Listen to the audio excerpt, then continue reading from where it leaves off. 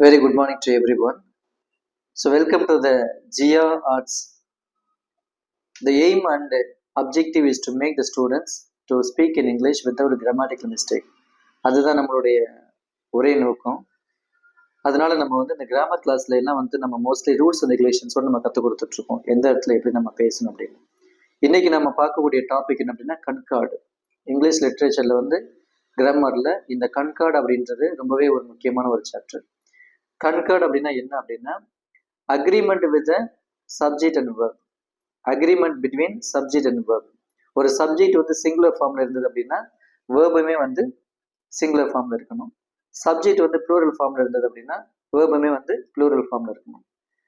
அப்படி நம்ம இல்லாத போது என்ன நடக்கும் அப்படின்னா the statement which is spoken by the candidate will be ungrammatical, அதாவது with mistakes, grammatical mistakes. அதனால இந்த கண்கார்டு அப்படின்றது ரொம்பவே அவசியம். ஸோ இன்னைக்கு கண்கார்டு அப்படின்னா once again I tell you the agreement between the words or the gender or number and with the verb. இதோட verb எப்படி நம்ம அக்ரீஸ் பண்ணுறது அப்படின்றத நம்ம பார்க்க போகிறோம். முக்கியமாக இதை கற்றுக்கிறதுனால the students can talk without grammatical mistakes. அதுதான் the main objective of conducting this class and especially the topic called concord. இங்க first rules and regulations என்ன அப்படின்னா a singular verb should follow a singular subject. Singular வேர்பா இருந்தது அப்படின்னா it should follow the singular subject. அதாவது subject singular அப்படின்னா வேர்புமே singular. And the plural verb should follow the plural subject. இதுதான் first rules and regulation. நம்ம இதில் பார்க்கக்கூடிய ஸ்டேட்மெண்ட்ஸ் என்ன அப்படின்னா த புக் அப்படின்றது ஒரே ஒரு book is on the table. The book is on the table. இதுவே plural form of the subject இருக்கு த புக்ஸ் அப்படின்னு நம்ம அப்படின்னா த புக்ஸ் ஆர் அவுடேட்டட். இந்த புக்ஸ் ஆர் அவுடேட்டட்னு என்ன அர்த்தம் அப்படின்னா இந்த புக்ஸ் காலாவதி ஆகிப்போச்சு. அப்போ புக்ஸ் அப்படின்னு வரும்பொழுது இந்த form of the subject is in plural. அதனால நம்மளுடைய வேர்புமே என்ன செய்யணும் அப்படின்னா ப்ளூரல் ஃபார்ம்ல தான் இருக்கணும். அதனால தான் நம்ம ஈஸ் அப்படின்ற ஒரு ஆக்சிலரி வேர்பை நம்ம எடுத்துட்டு நம்ம ஆர் அப்படின்ற ஆக்சிலரி வேர்ப் நம்ம பயன்படுத்தணும். Books are on the table. அப்போ நம்ம ரூல்ஸ் அண்ட் ரெகுலேஷன்ஸ்ல ஃபர்ஸ்ட் பார்த்த ரூல்ஸ் என்ன அப்படின்னா singular subject must follow the singular verb and the plural subject must follow the plural verb. இதுதான் ரூல் நம்பர் 2. ரூல் நம்பர் 2 என்ன அப்படின்னா singular subjects followed by such words as with, together with, as well as, accompanied by, இந்த மாதிரி வார்த்தைகள்லாம் வந்துச்சு. அதாவது soon after the subject.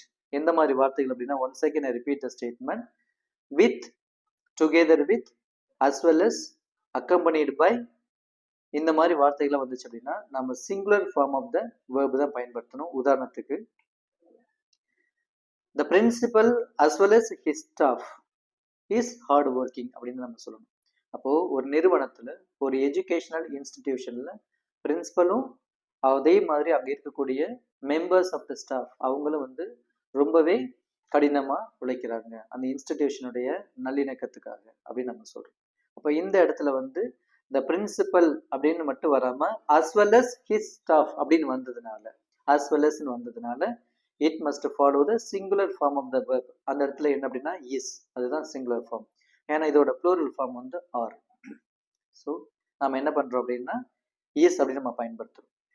அதே மாதிரி நீங்க பாத்தீங்கன்னா the principal together with his friends. அப்ப together with his friends is here. பிரின்சிபலும் அவருடைய நண்பர்களும் இங்க இருக்கிறாங்க அப்படின்னு நம்ம சொல்றது the principal as well as his friends are அப்படின்னு நம்ம சொல்லிடக்கூடாது. ஏன் அப்படின்னா as well as அப்படின்ற வார்த்தை வந்தாலே நாம என்ன செய்யணும் அப்படின்னா yes தான் நம்ம பயன்படுத்தணும். நெக்ஸ்ட் நம்ம பார்க்கக்கூடிய வார்த்தை என்ன அப்படின்னா accompanied by. the principal accompanied by his staff. his staff அப்படின்னு நம்ம சொல்லணும். அப்போ the principal accompanied by his staff went for the tour. went for the tour. அதாவது அந்த நிறுவனத்தில் இருக்கக்கூடிய தலைமை ஆசிரியரும் அவர்களோட வேலை செய்யக்கூடிய பிற ஆசிரியர்களும் என்ன செய்யறாங்க அப்படின்னா ஒரு சுற்றுலாவிற்காக நம்ம சென்றிருக்கிறாங்க அப்படின்னு நம்ம சொல்றோம். அப்போ the principal accompanied by அப்படின்னு நம்ம சொல்லும் பொழுது அந்த இடத்துல singular form of the verb தான் நம்ம பயன்படுத்தணும். இதுதான் ரூல் நம்பர் 2. ரூல் நம்பர் 1 என்ன அப்படின்னா a singular verb must follow the singular subject.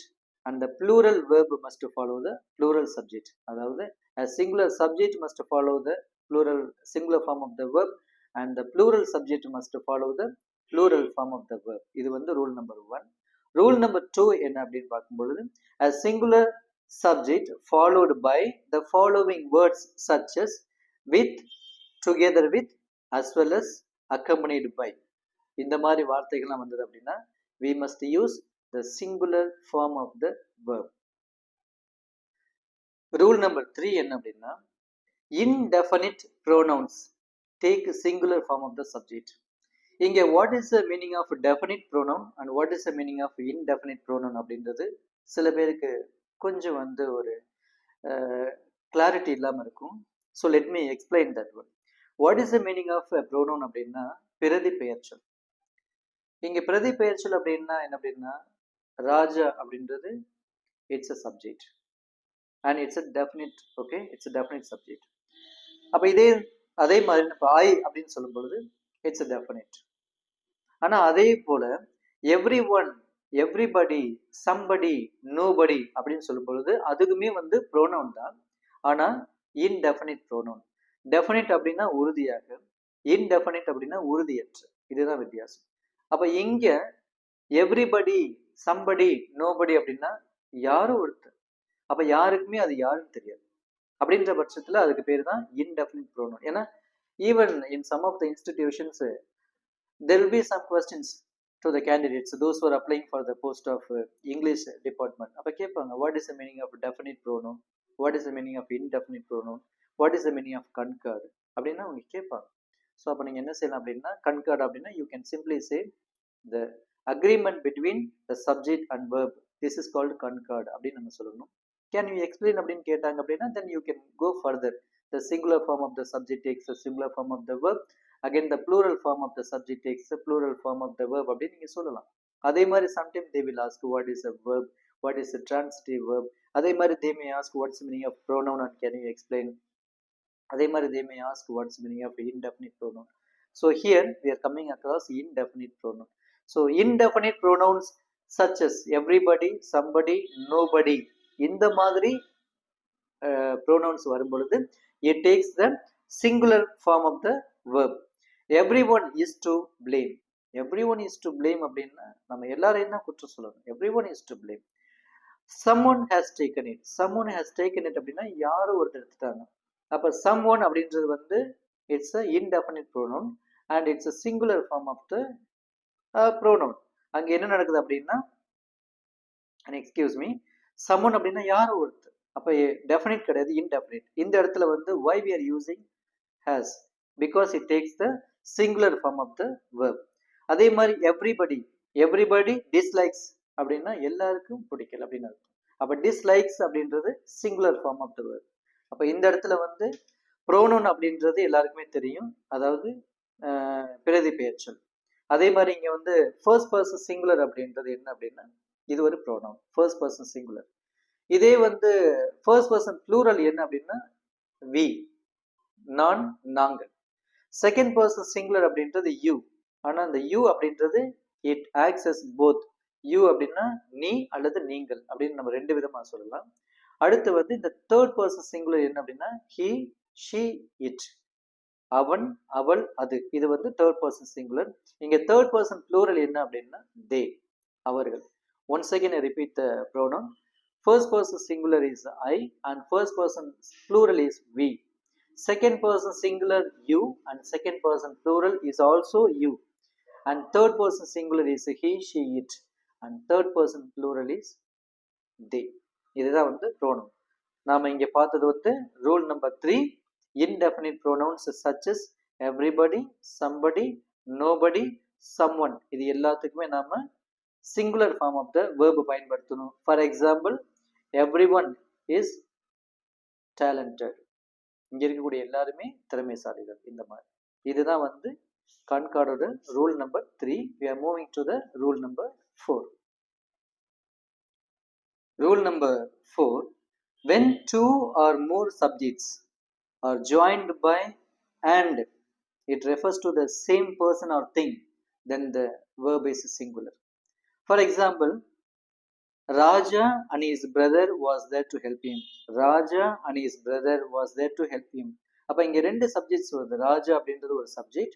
Again there is another subject, his brother was there to help him அப்படின்னா ரெண்டு பேருமே வந்து அவருக்கு உதவி செய்யறதுக்காக அங்க இருந்தாங்க. ஏன் நம்ம singular form of the subject பயன்படுத்தணும் அப்படின்னா, because it refers to the same person or thing. என்ன கான்செப்ட் அப்படின்னா, ரெண்டு பேருமே வேற வேற விஷயத்துக்காக போல, ரெண்டு பேரும் சேர்ந்து ஒரு விஷயத்த பண்ண போறாங்க. வாட் இஸ் தட் அப்படின்னா, to help a person who is in NEET.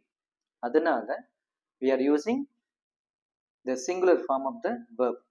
ரெண்டாவது என்ன அப்படின்னா, the man and his wife, okay, the man and his wife is here.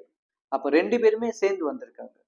ரெண்டு பேரும் வேற ஒரு விஷயத்துக்கு வந்தாங்க அப்படின்னா we have to use the plural form of the verb. ஆனா இந்த இடத்துல வந்து same thing, அதனால it refers to the same thing. அதனால வந்து we are using singular form of the subject. அடுத்து என்ன அப்படின்னா, bread and butter is easy to prepare. Bread and butter is easy to prepare. இந்த ஸ்நாக்ஸ் வந்து prepare பண்றது ரொம்ப easy. So it cannot be isolated. இதை தனியா அதை தனியா நம்ம செய்ய முடியாது. அப்போ it refers to the same thing or the same person. அதனால வந்து என்ன செய்யறோம் அப்படின்னா, bread and butter is easy to prepare. அந்த இடத்துல பிரெட் அண்ட் பட்டர்னு போட்டு நம்ம நம்ம சொல்லக்கூடாது. ஏன்னா it refers to the same thing, ரெண்டும் சேர்ந்தாதான். அதனால வந்து இந்த இடத்துல நம்ம singular form of the subjects நம்ம பயன்படுத்துறோம். And rule number 5. Rule number 5 என்ன அப்படின்னா, some nouns are seems to be in plural. பார்க்கறதுக்கு ஒரு சில நவுன் வந்து என்ன அப்படின்னா ப்ளூரல் ஃபார்ம் மாதிரி தெரியும், பட் ஆக்சுவலாக அதோட மீனிங் என்ன அப்படின்னா சிங்குலர் ஃபார்ம். உதாரணமா, த சப்ஜெக்ட் கால்டு மேத்தமேட்டிக்ஸ். நம்ம பொதுவாக என்ன நினைப்போம், if the word S is added to the subject it is called plural அப்படின்னு நம்ம பார்ப்போம். அப்போ பொதுவாக வந்து ஒரு சப்ஜெக்ட் கூடவோ அல்லது ஒரு நவுன் கூடவோ நம்ம எஸ் சேர்த்தோம் அப்படின்னா அதோட ஃபார்ம் வந்து ப்ளூரல் அப்படின்னு நம்ம நினைப்போம். அப்படி இருக்கக்கூடிய ஒரு சில சப்ஜெக்ட்ஸ் என்ன அப்படின்னா, இந்த மேத்தமேட்டிக்ஸ், எக்கனாமிக்ஸ், நியூஸ், அதே மாதிரி யுனைடெட் நேஷன்ஸ், இந்த மாதிரி சில நவுன்ஸ் எல்லாம் பார்த்தீங்கன்னா பார்க்கறதுக்கு இது எப்படி தெரியும் அப்படின்னா ப்ளூரல் ஃபார்ம்ல இருக்கிறது மாதிரி தெரியும், but actually it means singular. அதனால it takes the singular form of the verb. இப்போ ஃபார் எக்ஸாம்பிள் நம்ம என்ன சொல்லலாம், the United Nations has its head quarter in New York. Has its head quarters in New York. அப்போ ஏன் நம்ம ஹேவ் பயன்படுத்தல, யுனைடெட் நேஷன்ஸ்னு வந்திருக்கு, அங்க எஸ் இருக்குது. அப்போ நம்ம என்ன நினைப்போம், the noun is in plural form அப்படின்னு நினைப்போம், but actually the meaning is in singular. So பார்க்கறதுக்கு அது வந்து ப்ளூரல் மாதிரி தெரியும், தி யுனைடெட் நேஷன்ஸ் அப்படின்னு நம்ம தெரியும். ஆனால் ஆக்சுவலாக வந்து அது வந்து சிங்குலர் ஃபார்ம்ல தான் இருக்குது, எஸ் இருந்தாலுமே. அந்த மாதிரி இடத்துல நம்ம singular form of the verb பயன்படுத்துறோம். அதனால அந்த இடத்துல நம்ம என்ன செய்யணும் அப்படின்னா ஹேஸ் நம்ம பயன்படுத்துறோம். நெக்ஸ்ட், எக்கனாமிக்ஸ் அப்படின்னு நம்ம சொல்றோம். எக்கனாமிக்ஸ் அப்படின்னா seems to be it is in plural form, ஆனால் ஆக்சுவலா it's name of the subject economics. அப்போ seems to be in plural form but it means singular, அதனால it takes the singular form of the subject. அப்போ economics is an interesting subject அப்படின்னு நம்ம சொல்றோம். And there is another subject called mathematics. Mathematics அப்படின்னா it seems to be in plural form but actually it means singular. அப்போ mathematics is hard to study. அப்போ mathematics அப்படின்னா mostly it may not be suitable, it may not be easy task for every one, for all the students. அதனால நம்ம என்ன நினைப்போம் அப்படின்னா some students may find hard in studying mathematics. அப்போ நம்ம எப்படி சொல்லணும், mathematics is hard, okay subject, it's a hard subject அப்படின்னு சொல்லணும். The sports news was arrived in an ago. Okay, the sports news was aired. The sports news was aired an hour ago. அதாவது ஒரு மணி நேரத்துக்கு முன்னாடி தான் அந்த news வந்து வெளியிட்டாங்க, அந்த மாதிரி நம்ம சொல்றோம். அப்போ த ஸ்போர்ட்ஸ் நியூஸ் அப்படின்னு நம்ம பார்க்கணும். நியூஸ் அப்படின்றது பார்க்கறதுக்கு இட்ஸ் இந்த plural form and actually it's singular form. அதனால இந்த ரூல் நம்பர் 5 பொறுத்த வரைக்கும் the students must be very careful. Some subjects or some verb or some nouns will be seems to be in plural form but actually it means singular. அதனால இந்த மாதிரி subjects நம்ம பயன்படுத்தும் பொழுது we must use the singular form of the verb, otherwise the statements will be ungrammatical. அதாவது தவறா பேசக்கூடிய சூழ்நிலை நமக்கு ஏற்படும். அதனால the students must be very careful in choosing the verb according to the subjects. And next rule number என்ன அப்படின்னா ரொம்ப முக்கியமானது. when a singular subject joined by three kinds of words, அது என்ன அப்படின்னா not only but also. One more வார்த்தை என்ன அப்படின்னா நெய்தர் நார். அடுத்த வார்த்தை என்ன அப்படின்னா either or. Once again repeat the important words, I mean the key words. Not only but also. The next word is neither nor and the other word is either or. இந்த மாதிரி வார்த்தைகள் வரும் பொழுது when it comes along with the subjects கூட இந்த மாதிரி வார்த்தைகள் வரும் பொழுது we must follow the singular form of the verb. For example, not only the governor but also his wife was present. Not only the governor but also his wife was present. அப்போ the governor இங்க ஒரு subject இருக்குது, his wife இன்னொரு subject. அப்போ we have totally there are two subjects. அதனால நாம் என்ன செய்வோம், சில நேரத்துல we may use the plural form of the verb. was பதிலா were யூஸ் பண்ணுவோம். ஆனா அப்படி பண்ணக்கூடாது. ஏன் அப்படின்னா not only அப்படின்ற வேர்டு வந்ததுனால, not only the governor but also அப்படின்ற வேர்டோட சேர்ந்து வந்ததுனால we have to choose the singular form of the verb. அதனால we are using was. not only the governor but also his wife was present அப்படின்னு நம்ம சொல்றோம். Next word என்ன பார்க்குறோம் அப்படின்னா neither nor. neither the boy nor his father has taken. neither the boy nor his father has taken. neither the boy nor his father னா அவரும் எடுக்கல அவங்க அப்பாவும் எடுக்கல. அப்ப neither the boy nor his father has taken. இந்த இடத்துல neither nor அப்படின்ற வார்த்தை வந்து சப்ஜெக்ட்ஸ்க்கு உள்ள வந்ததுனால we must choose the singular form of the verb. next என்ன அப்படின்னா either the class teacher or the class representative is expected to attend the meeting. அப்ப either the class teacher, அதாவது கிளாஸ் டீச்சர் அல்லது அந்த கிளாஸோட ரெப்ரசன்டேட்டிவ் யாராவது ஒருத்தராவது கண்டிப்பா அந்த மீட்டிங்கை அட்டன் பண்ணணும் அப்படின்றது ஒரு ரிக்வெஸ்டிங் ஸ்டேட்மெண்ட். அப்ப இந்த இடத்துல either the teacher அப்படின்றது ஒரு subject, again the class representative அப்படின்றது another subject. but here what is the word either or அப்படின்னு வந்ததுனால either the teacher or the class representative is expected. அந்த இடத்துல வந்து ஆர் எக்ஸ்பெக்டட் அப்படின்னு நம்ம போற்றக்கூடாது. that will become ungrammatical. அதனால வந்து we must use only yes. either the teacher or the class representative is expected to attend the meeting. இந்த மாதிரி நம்ம பயன்படுத்தணும். so why we have given important for the topic called concord is just because there will be lot of multiple choice questions in the future for the competitive examinations. sometimes the students may choose irrelevant subject or irrelevant verb because of the students may not be aware of what is concord. அதனால இந்த concord அப்படின்னா singular subjects வரும்போது நம்ம singular வேர்பும், plural subjects வரும்போது நம்ம plural வேர்பும், அது போக எந்தெந்த இடத்துல எல்லாம் நம்ம சிங்குலர் சப்ஜெக்ட் நம்ம பயன்படுத்தணும், எந்தெந்த இடத்துல நமக்கு plural form of the verb பயன்படுத்தணும் அப்படின்றதுக்கு ஒரு 6 to 7 ரூல்ஸ் நம்ம இங்கே பார்த்துருக்கோம். அதை நீங்கள் கோ த்ரூ பண்ணீங்கன்னா you can avoid the grammatical mistakes. all your statements will be correct. அதனால இந்த ஃபியூச்சர் வந்து உங்களுடைய MCQ questions வரும் பொழுது for the competitive examinations you will be asked all these questions. அதனால once again I request all the students to go through the topic to avoid the grammatical mistakes. so I wish everyone that you learn the grammar in English so that you can avoid the grammatical mistakes and all your statements will be good, and you can also improve your communication skills. so I wish you all the very best. thank you for watching the video.